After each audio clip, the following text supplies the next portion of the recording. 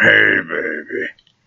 You ready to hear a story filled with romance, intrigue, suspense, and breathtaking action? Well, sorry, but you're going to have to wait for another time for that, because today we have a little bedtime story written by the one and only Galen Dennis. Good night with Galen. So, this happened. A bunch of my crew and I got together. There were about 10 of us. See, it had just rained the night before, and like all 15-year-old kids who rode bikes, and even some 28-year-old men who drive cars, the mud was calling our names. We spent the day on the trails, jumping and splashing in the mud, and by the time we were done, we were all covered in mud and soaked through. It was amazing. But we were also growing boys, and our stomachs led us to the Sonic down the road. Sitting around the tables, we drank our Pepsi and ate our food like the voracious animals we were, when this old convertible Camaro pulls up and parks near us, top down. In the passenger seat sat a smoking hot blonde wearing a tight tank top that showed off her well-endowed assets. So, we did what any group of horny teenage boys would do. We ogled her tits. That's when the driver, muscled arms bare in his wife beater, spouted off at the mouth. In our collective teenage boy brains, he hadn't existed until that moment. So douche brains started in on us. He's about 25-ish, thinks he's all bad because he has a hot girlfriend and a cool car, which really wasn't even that cool. If you're going to drive an old beast, make it a classic, like my '69 Javelin, not an '82 Camaro.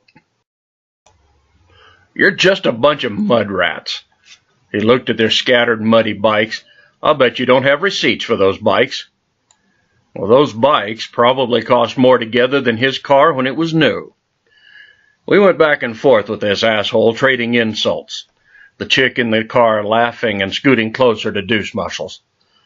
Now, at this point, I'm getting pissed. I earned every penny I paid for my bike, waking up at the butt crack of dawn delivering newspapers. And he was insulting my crew. Only I can insult my crew. I waited until he was distracted with the car hop putting the tray on the window and got on my bike.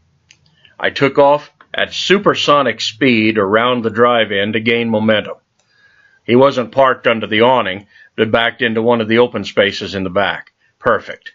I rode up fast, straight on toward the hood of his car. The smirk on his face told me he expected me to skid to a stop right in front of the car. I didn't.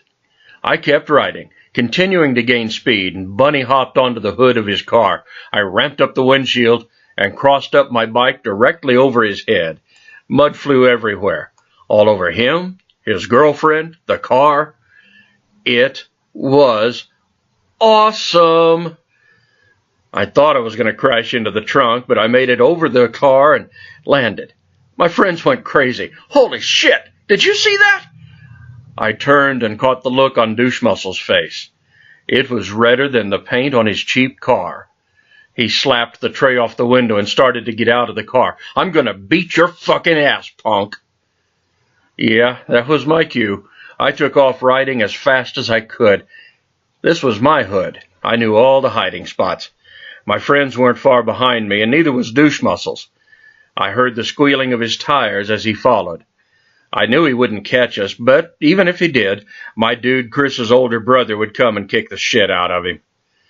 We rode like the devil was after us, because we knew if he caught any of us, our scrawny asses were toast until those who got away could fetch Johann. So, we took off to the train tracks and hid between the rows and waited. We heard that Camaro's tires squealing all around the neighborhood all day.